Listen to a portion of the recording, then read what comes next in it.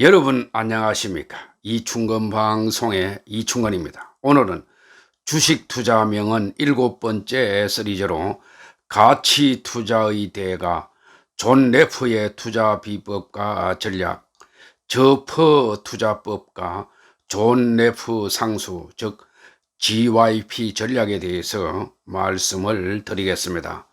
존 레프는 미국의 투자자 뮤추얼 펀드 매니저입니다. 그는 단연 세계 최고의 펀드 매니저입니다. 펀드 매니저들이 자신의 자산을 관리해 줄 펀드 매니저를 꼽을 때 존 레프가 첫 손가락에 꼽힙니다. 실제로 포천지가 이런 질문을 했을 때 항상 1위에 올랐습니다. 그는 일반인보다 전문가들 사이에서 더 유명한 인물입니다. 대중적이지 않아도 업계에서는 선망의 대상이자 전설로 군림하는 투자의 달인입니다. 1964년 6월에서 1995년 12월까지 윈저 펀드를 운영했는데 무려 5,546.4%의 놀라운 수익률을 거두었습니다. 이는 같은 기간 S&P 500 지수의 총 수익률 250%를 훨씬 웃도는 성적입니다. 이 기간 동안 그는 무려 20번이나 시장 평균을 웃도는 실적을 거두었습니다.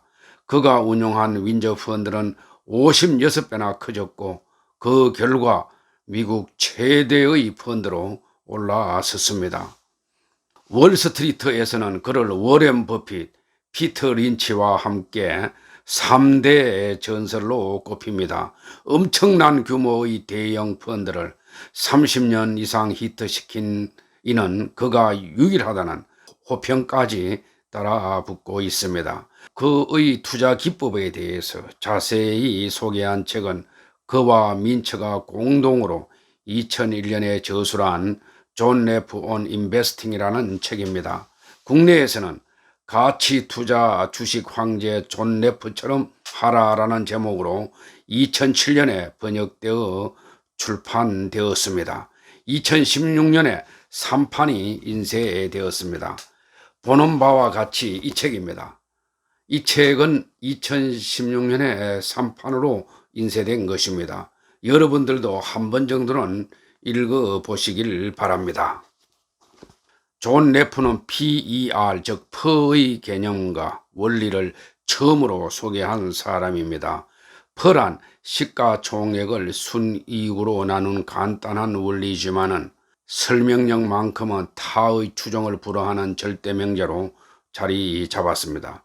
그는 퍼야말로 주식시장 최고의 심판관이라며 이리저리 헷갈릴 때 복잡하게 고민할 것 없이 저 퍼주만 골라 매입할 것을 주장했습니다.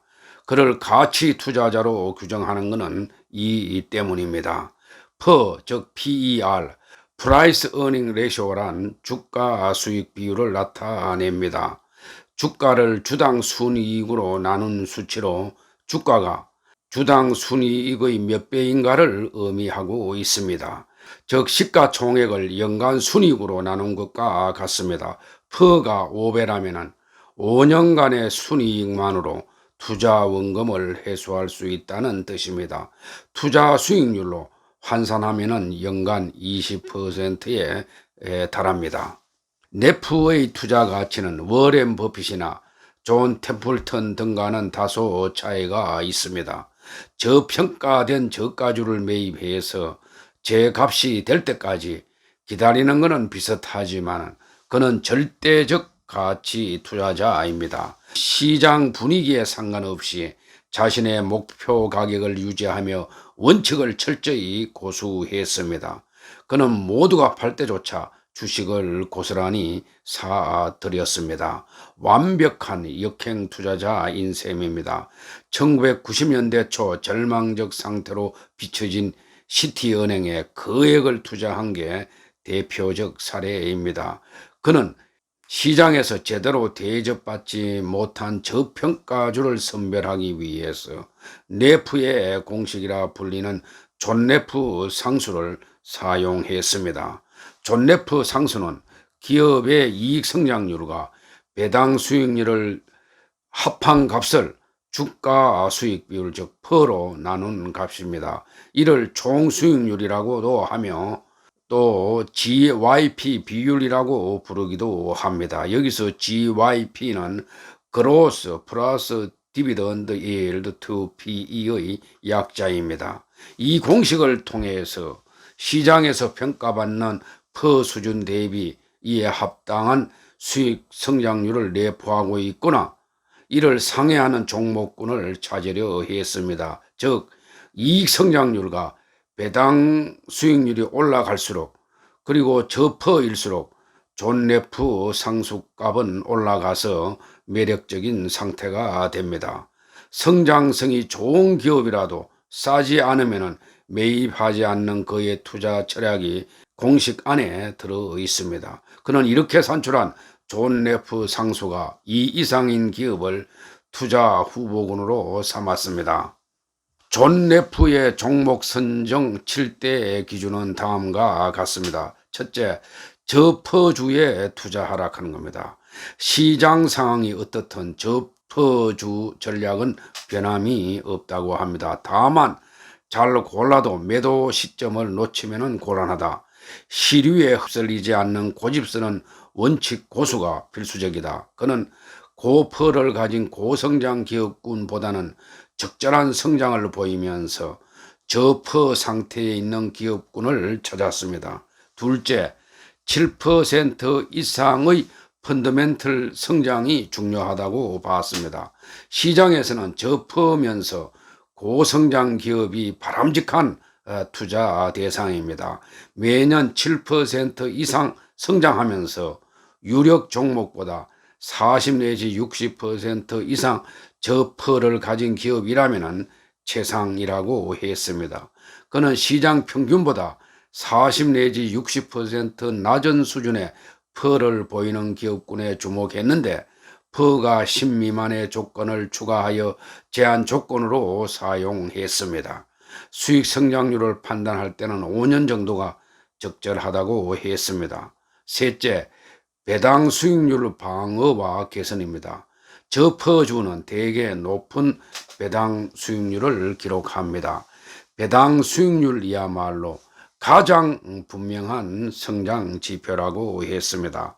우량 기업은 배당을 늘리는 경향이 강하다고 했습니다. 넷째, 총 수익률과 퍼만의 긍정적인 관계를 견인하고 있다고 합니다. 총 수익률은 미래의 성장 추정치인 수익 성장률 플러스 배당 수익률의 합계로 보았습니다. 퍼는 총 수익률을 견인하는 결정적인 역할을 합니다. 총 수익률을 퍼로 나누는 계산법을 활용하라는 것입니다. 이것이 업종 평균과 2배 이상 차이를 보인 종목을 가려내서 투자하라는 것입니다. 다섯 번째, 퍼를 감안한 순환주 투자도 필요하다고 보았습니다. 적절한 시기에 순환주를 샀다가 수요가 늘면 판매하면 된다고 보았습니다. 순환주는 주가가 주기를 따라 하락했다가 다시 반등하는 시점을 남보다 빨리 예측해야 합니다. 다만 순환주는 퍼가 최고 수준에 이른 상황에서는 수익 상승이 제약을 받습니다. 그러나 성장주는 수익이 늘면 퍼가 덩달아 올라갑니다. 순환주의 잠재력 평가는 평균 수익률이고 저가에 사서 고가에 파는 것이라고 했습니다. 그는 거대 석유 회사인 애틀란타 리치필드의 주식을 6번이나 반복해서 사고 팔았습니다. 여섯째, 확실한 성장 기업, 즉 탄탄한 시장 지위와 확실한 성장 가능성을 보유한 기업이 조정될 때 구입하라고 했습니다. 탄탄한 기초 체력을 가진 기업은 업황이 어렵거나 순간적으로 비틀거려도 곧 살아납니다. 일곱 번째, 강력한 펀더멘탈을 강조했습니다. 펀더멘탈이 건실하면 저퍼 이점을 극대화할 수가 있습니다. 펀더멘탈 분석의 가장 큰 목적은 업종 또는 시장의 평균치와 비교해서 투자 대상 기업의 실적이 얼마나 차이가 있는지를 밝히는 데 있습니다. 종목 분석 시 고려 사항은 수익과 매출입니다. 수익 성장률은 퍼와 주가를 견인하며 배당은 수익에서 나오기 때문입니다. 수요가 공급보다 높을 때 가격 결정권을 질 수가 있고 현금 흐름과 ROE 즉 자기 자본 수익률도 훌륭한 지표라고 했습니다. 그리고 존 레프의 가치 투자 핵심 전략을 정리하면은 다음과 같습니다. 첫째, 그날의 저가주를 공략하라. 최저가 리스트 중에서 투자 가치가 있는 탄탄한 기업이 한 개 내지 두 개 정도는 반드시 있다. 분위기가 바뀌었을 때 시장의 관심을 끌 수 있는 성장성을 가진 종목을 골라내서 투자하라고 했습니다. 다만 실적이 나빠서 저퍼주인 것은 골라내야 한다고 했습니다. 둘째, 비인기주를 찾아라. 경기나 업종 상황과 관계없이 기업이 취한 급진적 행위 때문에 당황한 투자자들이 매물을 쏟아내는 경우가 있다. 구조조정이 대표적인 경우이다.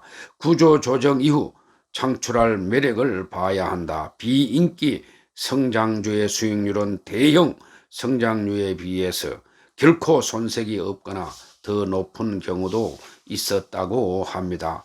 셋째, 양질의 성장세를 유지하는 기업을 찾아라.